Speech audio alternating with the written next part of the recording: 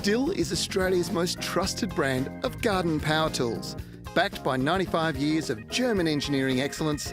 To get your hands on their range, visit your local Still dealer today or visit still.com.au. Garden Express are Australia's leading mail ordering service, offering a wide range of quality gardening products. Each week on the Garden Gurus Live, the team at Garden Express will share a weekly offer. So make sure after today's show you jump online and visit their website.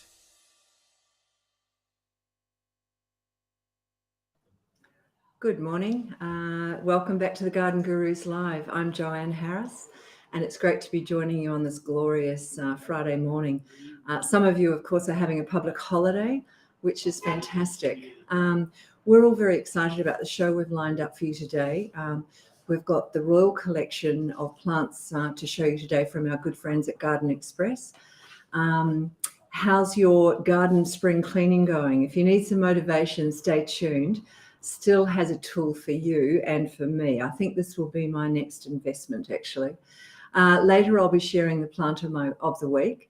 And sit back, relax, get your gardening notebooks out. I'm here to help you with all your garden questions, as many as we can get through today. And as always, those garden questions give you a chance to win some prizes. So make sure you include your location to help me best answer those questions for you. We're also going to share a sneak peek of the 5th episode of the Garden Gurus Spring Series of 2022.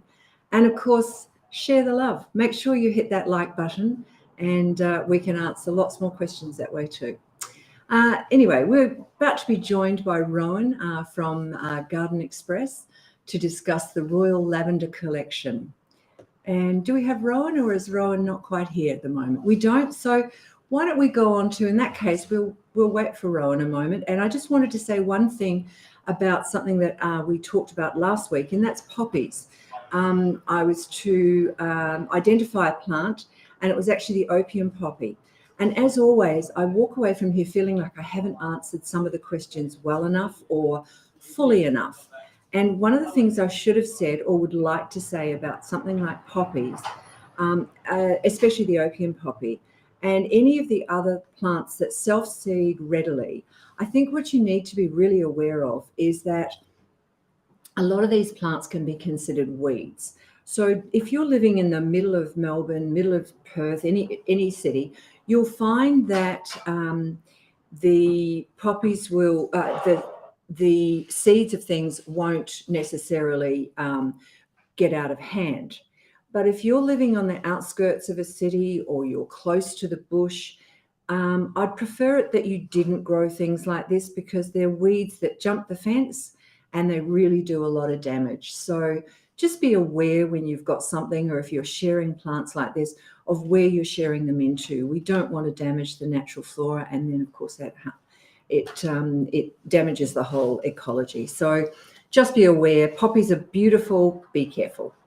Okay, the other one was, we had 2 questions from, we had a question from, I'm just being told that Rowan is around. So what I'll do is we'll answer this one question, then we'll cross over to Rowan. Tyson last week asked if when could he sow the acorn banksia. Tyson, any time that it's not too hot or too cold. So spring and autumn is a perfect time to do it. Sometimes it's a good idea to smoke some of these seeds, or use a little bit of sandpaper on them if they're big enough, and that just will stop the, it'll help the seed to germinate.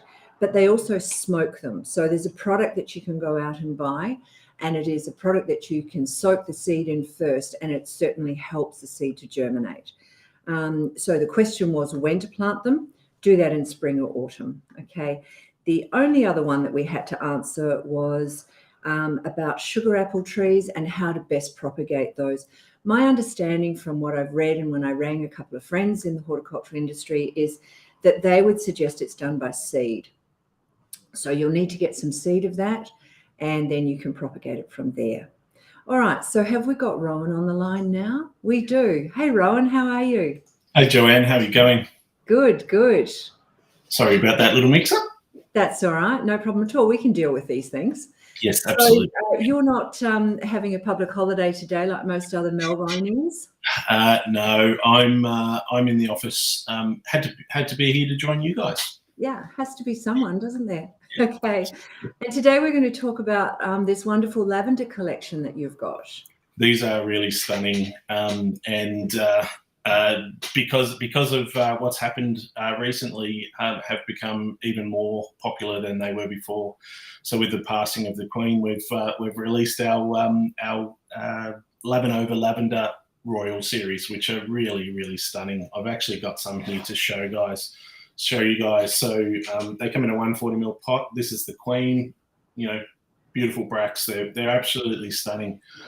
There's five different lavenders in the collection: the Queen, the Princess, the Silver Princess, which is a little bit of a different one. I've got one here too. So it's got this beautiful silvery foliage. Yeah. But again, stunning, absolutely stunning. Then they've got the Snow Princess, and there's a new one that's just been released this year called the Prince, which is I actually don't have one here, but it's a really deep purple color, which is again absolutely stunning. So we're just missing the King.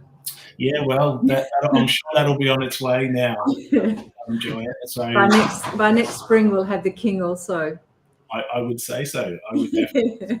So obviously with the passing of the Queen, these have become very popular. People are sticking in the garden as a bit of a memento. So we do have limited numbers. Being that this is going to air on the Gurus on the weekend, we've released a small number for this morning for the live viewers if they're wanting to get their hands on it, and there'll be more available when the show goes to air tomorrow. So at the moment we've got individual varieties down from $18.90 to $14.90, which is 20% saving, and we've also got a collection of three, so a beautiful pink, a purple and a white, available at 25% saving. You'll get all three for $41.70. It's a pretty good bargain.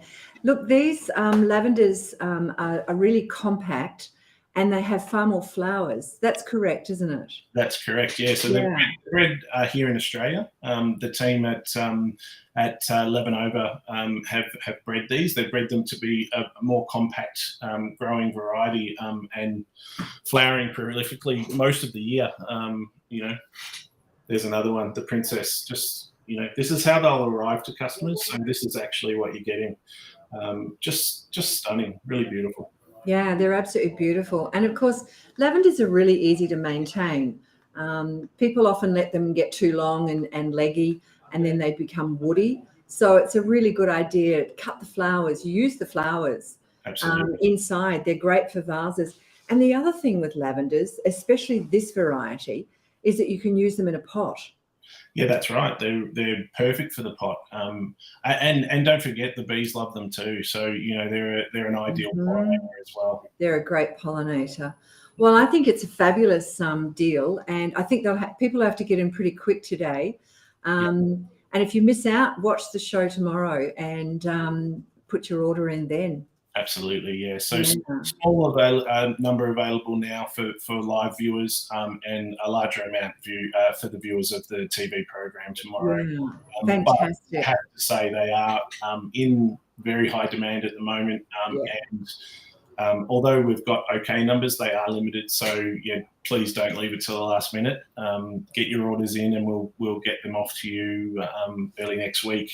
Just show you them again because they are really beautiful. They're stunning. Well, look, stock is hard to get in our industry at the moment anyway, let alone something like this that everybody's wanting to get hold of. So our listeners or viewers really do need to get in fast.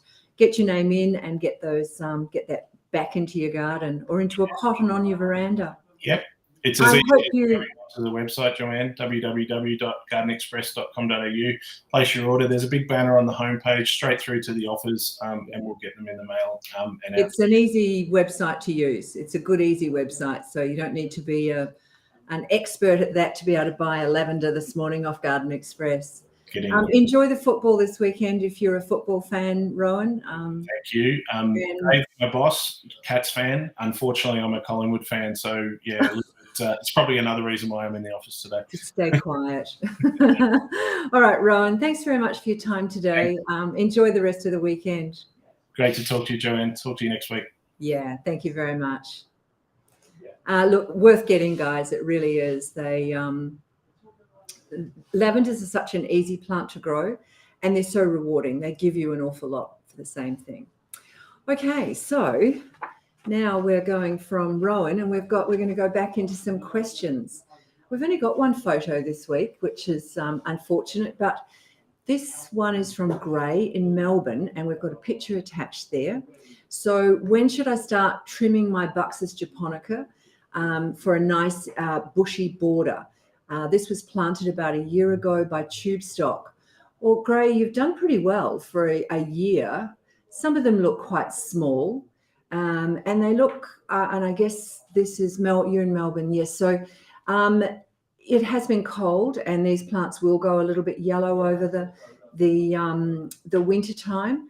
I would, rather than trimming them, I would be tip pruning them. So you're just picking out the very end growth, the growing tips. And I think if you do that and maybe give it some good balanced fertilizer as the weather's warming up. I know we're starting to fertilize here. I imagine that you are in Melbourne. If not, you're really close to it. So tip prune it, feed it, and they should bush out quite well.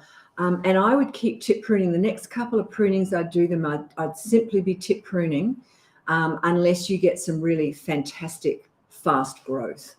So yeah, that's how I would go about it. Maybe if the leaves stay yellow, maybe add some liquid trace elements would be a good idea also. Okay, so Gay or Gayand, we're not sure where she's from, but she just wanted to know the name of a weed killer that will kill everything that comes in contact with kikuyu grass, or no, comes in contact with anything that can't be used when it's windy. So what you're talking about is glyphosate, I would imagine. You're hoping to control the kite coming under my back fence. Oh, that's a real shame. Kikuyu, I find, is a really difficult grass. I've actually got some in. A lawnmower man, I should never have got him in, but I got a lawnmower man in, and he brought kike in his equipment from the previous person who possibly had a really beautiful lawn of kike, but it did the same. It's come into mine, and it will. It's a very vigorous grass. It's aggressive, in fact. And in some places, it's considered a weed.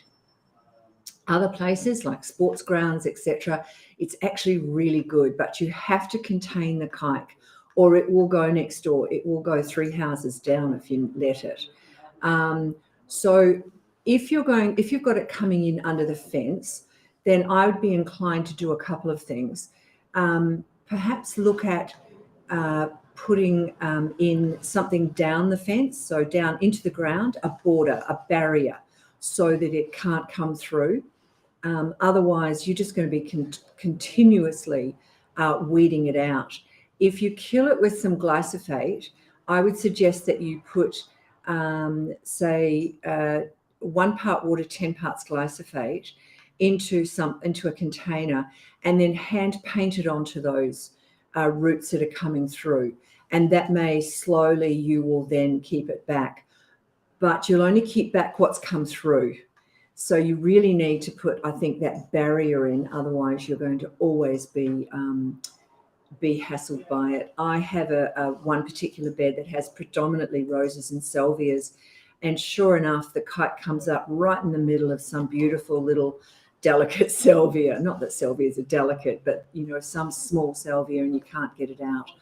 So yeah, I'd be looking at a barrier, or maybe talk to your neighbours and see if you can help spray from the other side. Okay, so now we're heading off to South Australia and at Maitland. And Heather has asked, can you tell me when to prune orange and lemon trees? I hope you can help. Yes, we can help, Heather. So oranges and lemon trees, as they're older and they need to be pruned, then prune it to shape only, and do that after once or twice a year. after fruiting.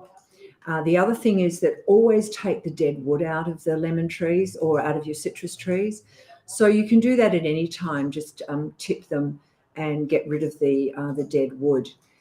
When they're a small tree, when they're a young tree, you don't really want to prune them.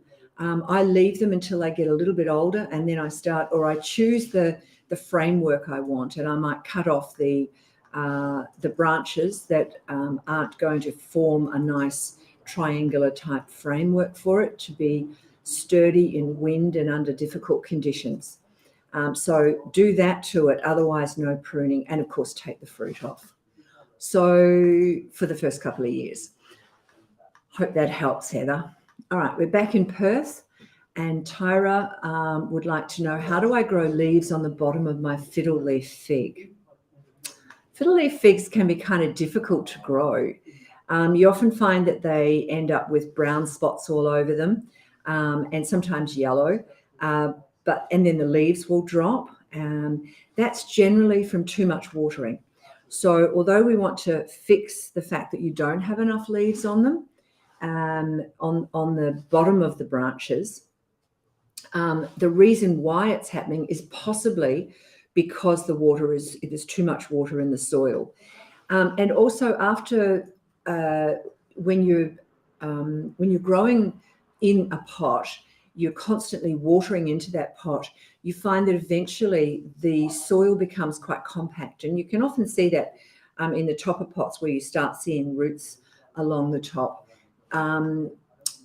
It's generally from the water. So it just compacts down.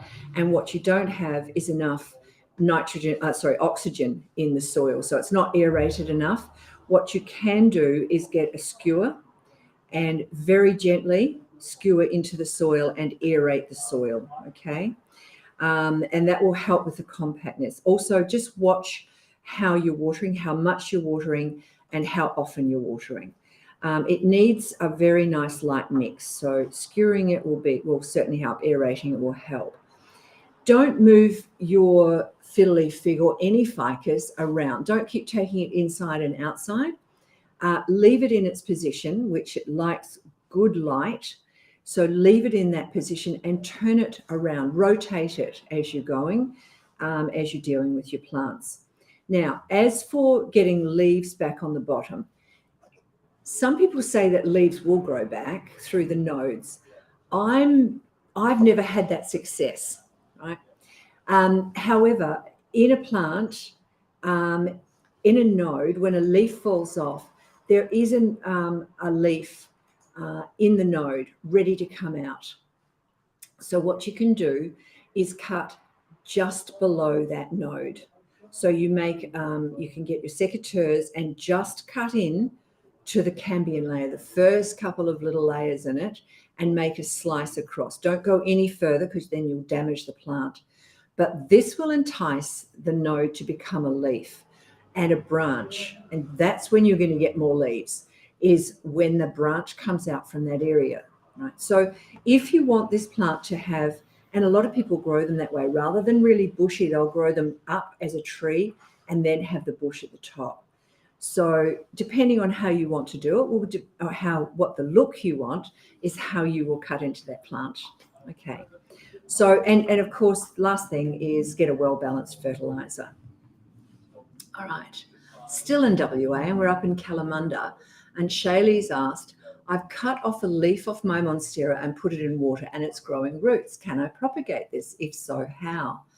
You absolutely can, Shaylee.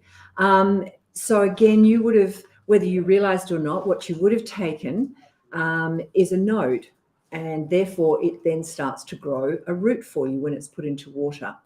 So some people say that it's easier to grow them to propagate them in soil, and some say it's much easier to start them in water. Water is fine. I think what you need to remember is they're a climbing plant, essentially. So if you wanted to take off the top layers, if you wanted to reduce the height of your plant and keep it more compact, then find a node, make sure you cut below the node and that you leave some of the leaves on the top of that also. Now, before you put it into water, take the sheath off. That's that covering that's at the base of the leaf. Take that off because that can rot easily in the water. And then, of course, that can damage the rest of the plant also. So you take the sheath off, put it in water as you've done. If it happens to have an aerial root, you can either cut that aerial root off, or you can wind it up and just place it in the jar first before you put the rest of the plant in. And that way it'll just sit in the bottom and it won't harm it at all. I tend to cut them off, and it just seems to be easier. So then from there, you want to put them into a good light potting mix. You don't want to have too much fertilizer in it for the first few weeks, even sharp sand. And you can buy those at the garden centre or at your local hardware shop, and you can put it into that. It doesn't have too much fertilizer in it, so it doesn't hurt the brand new root system. Then from there, after about 3 or 4 weeks, you can then put that into a potting mix and you have another plant. In fact, you can probably make a whole bunch and give a few away for Christmas time. Good luck with that, Shaylee. Let's know how you go with it. All right, so now we're off to Victoria again. And Sarah has asked, is coffee good for a ZZ plant, or is this a myth? Look, coffee can be good for a number of things in the garden, but you need to be very careful because coffee is very, very acidic. And if you're going to put that into a pot or into a plant, you'll find that if the plant doesn't like acidity, well, you're going to kill it straight away. If the plant does like acidity, then it could be too acidic for you. So I don't tend to do it for those. I've heard people say that they've got some good trace elements in the plant also, in coffee grounds. I think I'd rather use an actual trace element product than try and rely on coffee.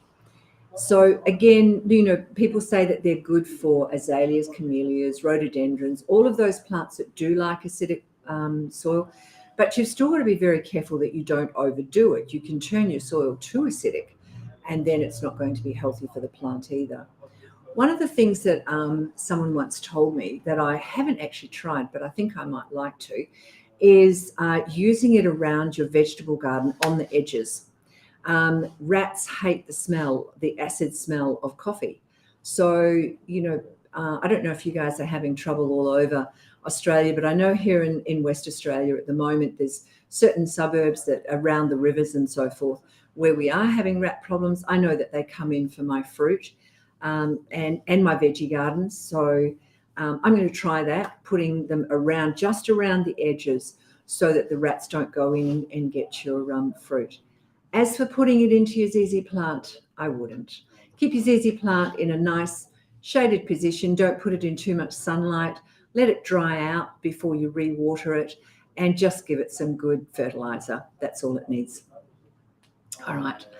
So we're still in Victoria, and Jessica from Melbourne has asked, what is the best method for propagating roses?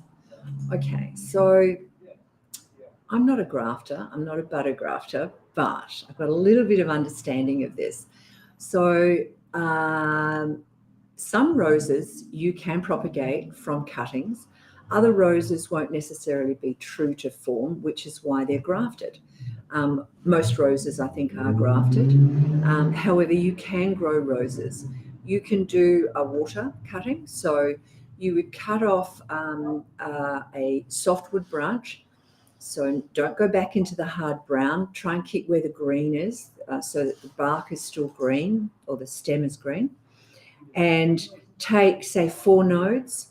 So make sure you've got enough. Take all the leaves off except for the top 2, and then put it into the water. And you should get some roots, and then you can transplant that into some very sharp sand. You can buy sand in the garden centre, good propagating sand, and then about a month or 2 later, when it's got some good roots showing, pop it either into the soil or into a good potting mix into a pot. There's also the grafting, but of course that's a whole nother story. I mean, that's something that we just need to sit and talk about grafting. But have a look at that, and you can propagate them just in water. So give that a go. All right, so we're back in Claremont in WA, and Lynn has asked, I'm wondering how far I can prune my azaleas as they become quite woody, although full of flowers and new growth at the moment. They're really liking this year. The azaleas are looking fantastic. So especially at this time of the year, I love the flowers on azaleas. I tend to, with my azaleas and camellias, I tend to cut some of the flowers off as I'm going. So I'm almost deadheading the plant at the same time. And what I would do though, if it was, and that keeps it, by deadheading like that, that can help keep your plant much more compact. But what I do more often than not is I would look at a plant, and when it's gone quite woody like that, if you cut it down a third and then let it grow and a bit, and you'll still have some woodiness, and then cut it down a third again. If in fact a third means that you're coming down into harder wood or wood where there's no leaves left, don't go a third. You need to have some leaves left on it, but I wouldn't be cutting it all the way down, because you might find by the time the summer comes on, the azalea is still trying to recover, and it's not going to do well if it's battling with the heat that we're going to have. So yeah, take it a third, and that should do well. Once it finishes flowering, give it some liquid fertilizer, some good acid fertilizer, and that should help it also. All right. Hey, Tyson, I hope you heard our answer to the acorn banksia that you were asking about last week. And this week, Tyson has asked, can I plant Aster Duchess blue eye seeds in the ground or somewhere else? With asters, they're pretty fast and furious. They're easy to grow. You could put them into some propagating mix, or at least into some seed raising mix, especially if you're in Baronia and it's really cold. I wouldn't be putting them in yet, that's for sure. Or if you do, put them into some sharp sand and into some seed raising mix, and then put something over them. Tyson, if you drink Coca-Cola or lemonade or any of those things with plastic bottles, take the bottom off the plastic bottle, cut it off, and put that over the propagating pot, and that way it will certainly help with the seed. All right, so I hope that helped you, Tyson. So now we're going to go over to still. I'm interested in this because I think this will be my next investment, in fact. And wondering how your spring cleaning's going in your garden. If you need some motivation, Still has the tool for you. So Neville Passmore visited the local Canning Vale Still shop recently and found that what they have on hand to make everyday activities a lot easier. Let's take a look how that's going. When the rain starts falling and the moss starts growing, it's time for some cleaning work. So I'm here at my local Still dealership to sort out some add-ons to my Still pressure cleaner to get a few of these jobs sorted. So Paul, it's the middle of winter, there's lots of muck around in the garden, there's big cleaning jobs to do. Tell us about Certainly. this one. Still RE130 is the tool you need. Doesn't matter if you're cleaning your four-wheel drive, cleaning moss off your driveway, or just cleaning the car in general.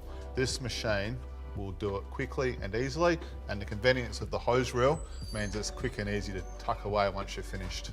And I love the way you can store away the electrical cable there as well as some of the tools. Brilliant. Yeah, definitely. It comes with two nozzles, so you get your fan nozzle and it also comes with your turbo nozzle. Both nozzles do store away quickly and easily in this little compartment. And again, as you said, the hose is, or the cord is tucked away.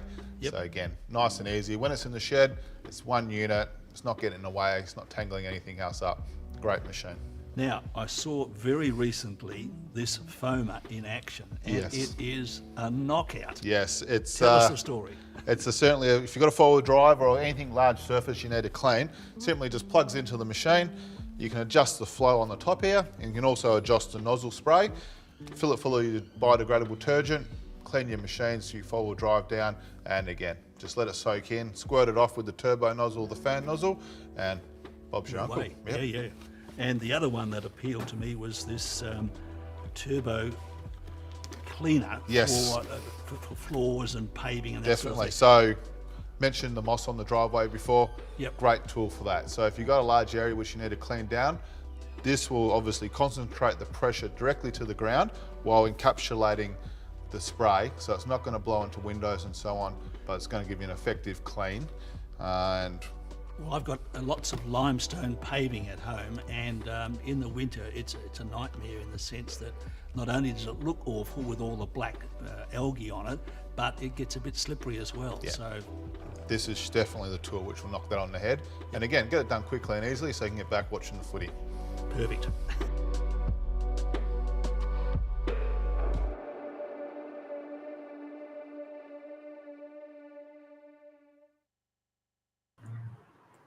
Well, we're back. And if that's not going to inspire you to get out in your garden, I don't know what is. I'm really keen to buy one of these. I'm hoping one of my kids are watching. Christmas is coming up. I think it'd be a fabulous present for me. All right, so let's do Plant of the Week. If you saw the promo photo beforehand, you'll know what we're dealing with. So this is what I wanted to bring in today. So in here, I've got 2 wisterias. This is I've got a white one, which is a Japanese white one, and I've got a purple one. I just cut these off mine this morning, and I did that because most of the wisterias that you're going to find are dormant still at the moment. I'm not sure why, but all the ones that I've got in the shop are still dormant. They're just starting to show some leaves and flower buds. So I thought it was easier if I brought in some cut flowers. Wisterias are a really beautiful climber. I love them, and they certainly have a purpose. So I've got quite an old home, and I have it going up one of the veranda posts attached to it, and then it goes along the top of my house. Wisterias are really easy to grow. There's a few things that you need to know about it. Try not to fertilize them with anything that's high in nitrogen, because they will grow like anything. They will grow all over the place. So a balanced fertilizer is a must. They will take almost any soil, but behave best in a well-drained soil. I prune mine more than once. So I find that at this time of the year, I've got a few long leggy bits that still produce some flowers, but not as good. So I tend to cut those back. I give it a really good prune just before the end of autumn. And then again at Christmas time, I give it not a hard prune, but I certainly tip prune it.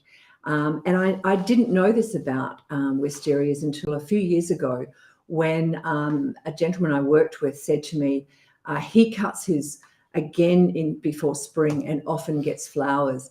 And since I've been doing that and tip pruning it and keeping it more compact, I do actually get flowers through December and January. Certainly nothing like this, but I get spot flowers, which is kind of exciting in November and December, January to find, December, January to find flowers are still on the wisteria. The other thing is that second prune is when you go down to the base of it. And that's when you find all the laterals that it will send out, quite long laterals. And that's when you cut them right back to the stem and make sure that they are hard back to the stem. When you're planting a wisteria, you can put them into a pot.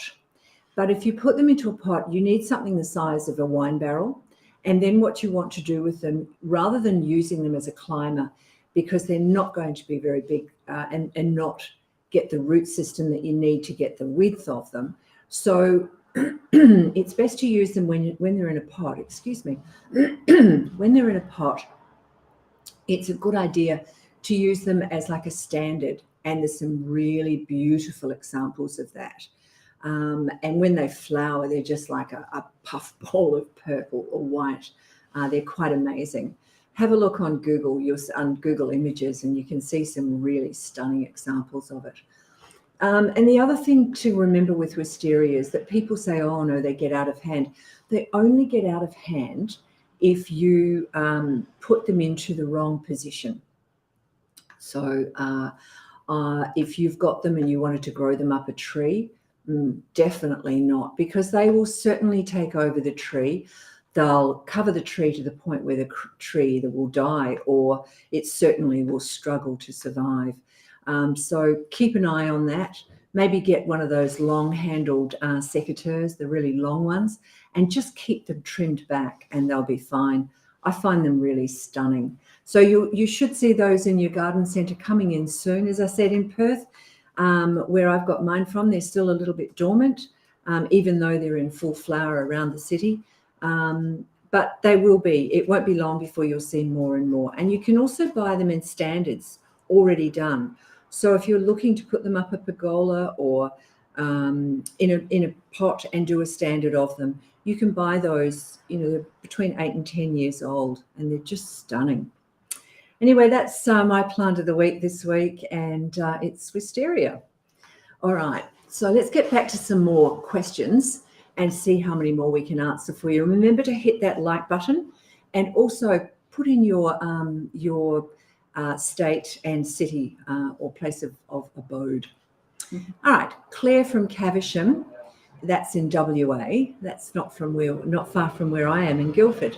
I have cut above the rotten stem of my monstera and repotted it today. Should it be going in water first? Can I save her? I've decided to chop it up and put it in water to hopefully send out roots. Have cut each cutting just below a node and stripped off all but one leaf on each. She's done exactly what should be done. You can see the node there, and you've put it in. So take off, as you say, all the leaves except for a couple at the top. That's perfect, what I saw then. And yeah, that's perfect. Put it in some water. Make sure it's not in too much sunlight. So if it looks like it's under a veranda, so that looks really good also, Claire. Keep in mind now, what you want to do is work out, why did your plant go rotten also to start with? So it's fabulous. You can make more for yourself and for friends, but you don't want to kill the mother plant either. So again, it could be that you have overwatered your plant, or that you're not overwatering it as such, but it's not drying out as quick as what you are then re-watering it. Also, it could be that the soil is very compact. Often when you've got a larger plant like that, it's been in the pot for quite some time. And again, if you get a skewer and carefully skewer down in and aerate that soil, that will certainly help it. But just watch your watering habits and see how that goes. You've got it going really well up the post there. They are a climbing plant, and they do like to climb. So it's looking really healthy, what you've got on the screen. Okay, so I hope that works well for you, Claire. So we're back over to Melbourne. Rachel, you've got a problem with I can see with your protea. It's the pink ice protea and it's dying. So my suggestion would be, start with, it's almost a thing of elimination here. I would probably think that this is a root rot. Take the grass away from it, move the grass back, and then I would consider using a Ridderrot, I think it's called, the one that I know. I'm just looking on our shelf over here to see if I've got anything I can show you. And I don't think we've got the right one. I think you need a Ridderrot to get rid of it. And look, to be very honest, I'm not sure that that's going to work on a protea, and it may be too far gone. And you know what? I've got to be honest here. I don't have the full answer for you. I feel like I'm giving you half an answer, and I'd like to come back with some more information next week, or if I'm not on, I'll certainly get someone else to give you that answer. So yes, you've got a problem, and yes, you need to do it.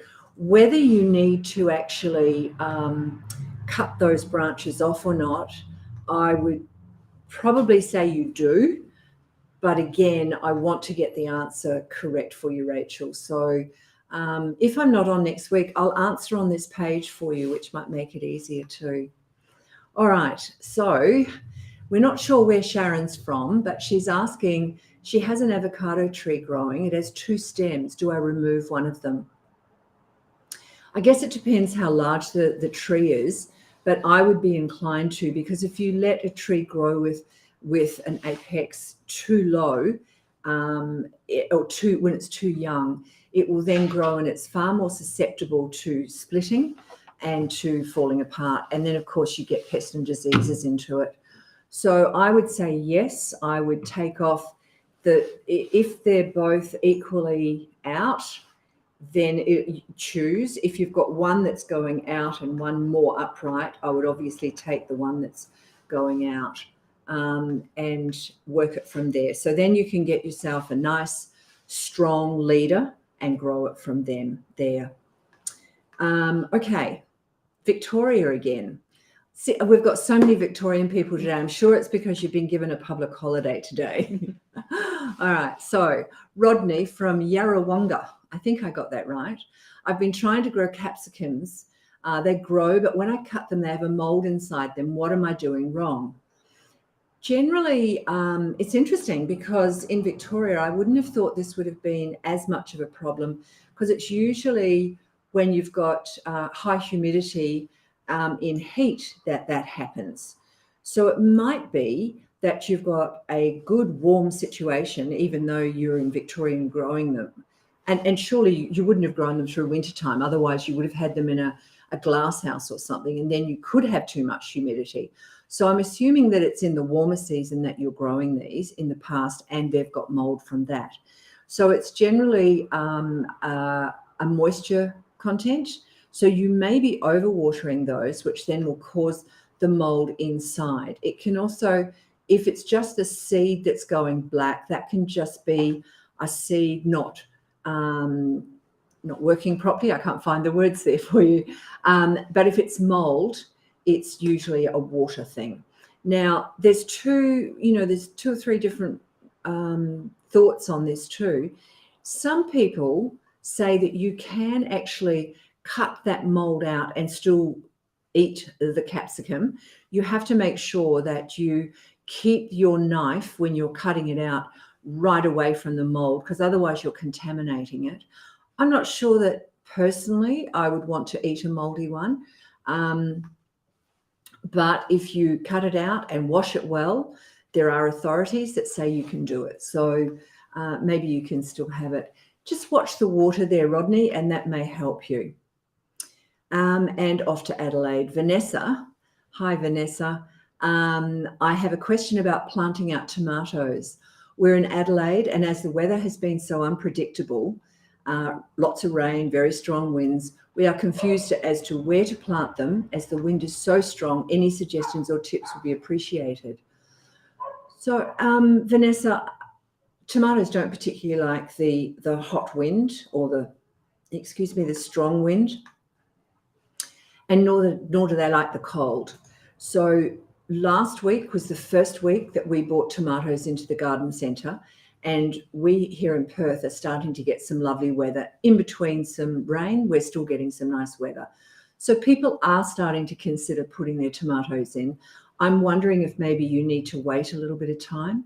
The strong winds that you suggest that you're talking about, if they're not seasonal strong winds, but they're all the time strong winds, then I would be inclined to put those, you'd have to shelter them, and you'd need to, if you had them out in the full sun where it was a strong wind, use some shade cloth and 3 stakes and cover them from the wind, shelter them from the wind, but certainly keep them in a warm position. Otherwise, I'm not really sure what you can do, but while it's still raining, if it's summer rain, that's not such a bad thing. But if it's winter rain, just don't even try and put tomatoes in. Put in your winter vegetables and use your tomatoes in the warmer season.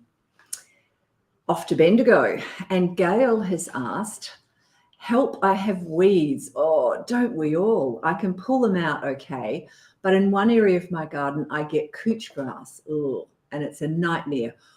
Or nightmare to try and get out. Is there some way I can get rid of it easily? I have plants in there, so I cannot spray, which I don't like to do anyway, but please, can you help me? There's two different things you can do with couch grass. You can curse it, and you can put a cup of tea or a glass of wine in one hand and a weeding tool in the other, and you can get down on your knees and you can weed forever. And then you can go back the next month and you can weed it again, because couch grass is hard to get rid of. Otherwise, and I know that you don't like to spray, but sometimes spraying is okay if we're not doing it all the time. And there is a product called Fusilade. And Fusilade, you can spray over the other plants. It's purely a herbicide, and it's based on getting rid of couch grass. So at the garden centre and in my own home, we prefer not to spray. I prefer not to spray at home, and certainly in the garden centre where we've got public coming through. But we do use couch. We don't use couch, but we do use Fusilade on the garden beds that are we're situated along a railway line, and the couch grass does come in. So we use Fusilade for that, because otherwise we just would not have the time to go out and deal with it. It's not a nice grass. I find in wintertime here in Perth it goes yellow and gets very sparse. Much prefer to put in a buffalo. So get rid of as much as you can. And as I say, it's patience, maybe a glass of wine and a good digging instrument. All right, Gail, thanks for the question. Melton in Melbourne, or at least Matthew, who lives in Melton in Melbourne, does anyone's lemon myrtle look droopy in Melbourne? Is it just from the miserable weather we're having? How do I bring it back to life? You don't need to bring it back to life, Matthew. I think you're right. It'll just be the weather, the cooler weather.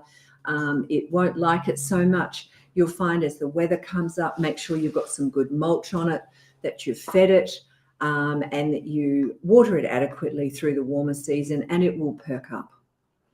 So if that's all it is, just look out for some pest and diseases. Make sure that nothing's affecting it, that you don't have any aphids or those early season bugs that can be around. Just make sure that you haven't got anything like that, and it should be fine once the weather comes back.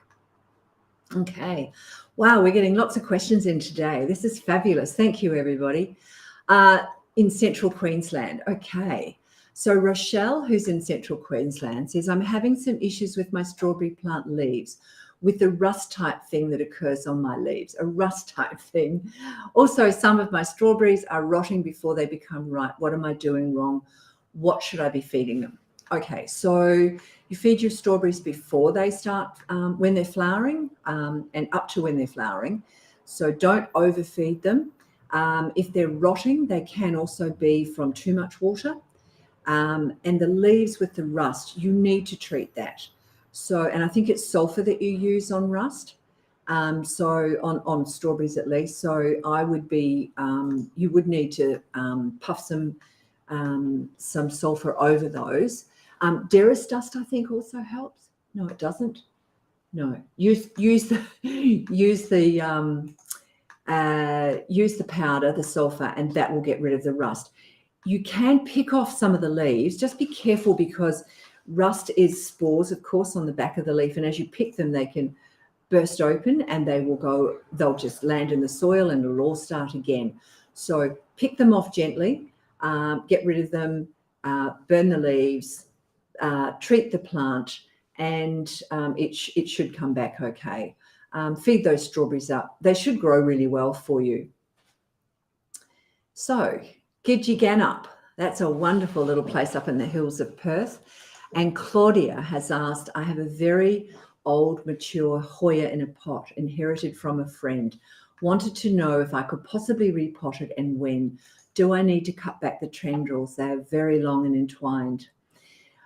Claudia, just be careful that you don't over repot your Hoya. Hoyas actually like to be quite pot bound. And I don't mean where the roots are so entwined that there's no soil left in the pot, but they do like to be tight in a pot.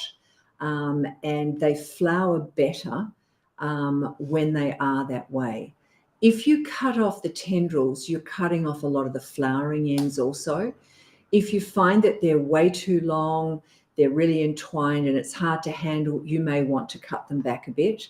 But otherwise, I tend to leave them and just tie them up around things, attach them to something so that the flowers can droop down and you can see the flowers really nicely.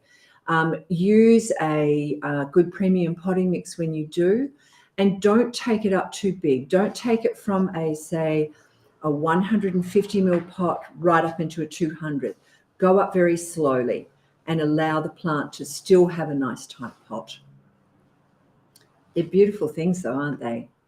Okay, Sydney, and Neil from Sydney has a 6-year-old forest pansy. That's a Cercis. What a beautiful tree it is. Last season it had some branches without many leaves, and it looks like less this year on a raised bed in full Sydney sun. Some of the branches look dead. What's happening? How can I fix it? A photo would be better for me to give you the best answer here. However, these are beautiful plants, the forest pansy. They don't like a lot of wind, although proven wrong recently when I saw one on the side of Canning Highway, which is a large, very busy, very windy and full sun position. It didn't look particularly nice all through the summertime, but at the moment it looks stunning. It's completely full of flowers. So it's hard to know what's actually happening to your tree. It could be that it needs a prune. It might be that the position it's in is not the best either, and it's just too hot. I tend to put those in more of a shelter position. I think one of the most beautiful ones that I've seen was at a place called Whistlepark Gardens, and a woman by the name of Margie Clemmer had a beautiful one growing, and it was kind of just sitting in under the canopy of some other larger trees that were also very open. So the Cercis is quite an open tree, and it looked great, but it did have a bit of shelter, and all year round this tree looks good. Any of the branches that are dead, and if you know how to do the scratch test, use your thumb and just scratch really lightly down the bark. If the bark underneath where you've scratched is green, the branch is actually not dead, it's alive. If it's white, then it's dead. And the best thing to do would then be to find the apex of that and cut that right back to where it's green again, and hopefully that'll take off again. Neil, if you're not satisfied with my answer today, if you'd like to send in a photo of it, then we can maybe see something further and help you a bit more. All right, so Karen from Coffs Harbour in New South Wales. What causes cucumber plants to have yellow leaf? Well, this can be a lack of good nutrients, the lack of the right nutrients. It can also be an over fertilizing of it too. Hard to know. Does the leaf also have some powdery mildew on the underneath of it? So it could well be overwatering as well. There's 2 or 3 answers that we could come up with there. I guess you need to work out what it is from my answer there. Okay, well, now we're going to head off and have a look at a sneak preview of the episode 5 of the Garden Gurus. Let's have a look at that. Well, spring is a terrific time to get out and give your garden a real boost and a bit of protection as well. Gosh, I love tillies. They're also known as air plants or tillandsias, and they come from the tropical parts of Mexico, and they only need air to grow. This is a brand new release called The Prince, and it's a beautiful iridescent purple-blue coloured flower. It's perfect for mixed plantings, borders, or even container gardens, and it's a favourite with pollinators too. The great thing about heirloom tomatoes is that they're best eaten fresh because they have so much flavour and you don't need to cook them. Let's get started.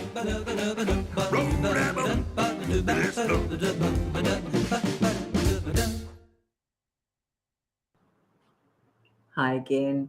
All right, so we're getting to the end of the show now. Thanks very much for all your questions. It was a fantastic day. Make sure you hit that like button for us. And apologies if we didn't reach your question today, but it's been fantastic. I've really enjoyed being back again with you all. Robin will send out a message to all our seed winners after the show today. Actually, a call out to Robin, who's not feeling so well, so she's not in the office today. We've got the lovely Jess working with us. We'll be back again next Friday at 9 a.m. Western Standard Time. Remember, you can always jump onto our website and catch up with the previous stories from the Garden Gurus at thegardengurus.tv or our YouTube channel, thegardengurus.tv. Also, please make sure you tune on the 5th episode of The Garden Gurus tomorrow. It's airing on Channel 9 this Saturday. And be sure to check your local guides for your times and catch up now on 9 now. Enjoy the footy, guys. I hope it's a good game. And for all the others that don't watch footy, enjoy your garden. Thanks very much for joining us today. I've really enjoyed it. Still is Australia's most trusted brand of garden power tools, backed by 95 years of German engineering excellence. To get your hands on their range, visit your local Still dealer today or visit still.com.au. Garden Express are Australia's leading mail ordering service, offering a wide range of quality gardening products. Each week on the Garden Gurus Live, the team at Garden Express will share a weekly offer. So make sure after today's show you jump online and visit their website.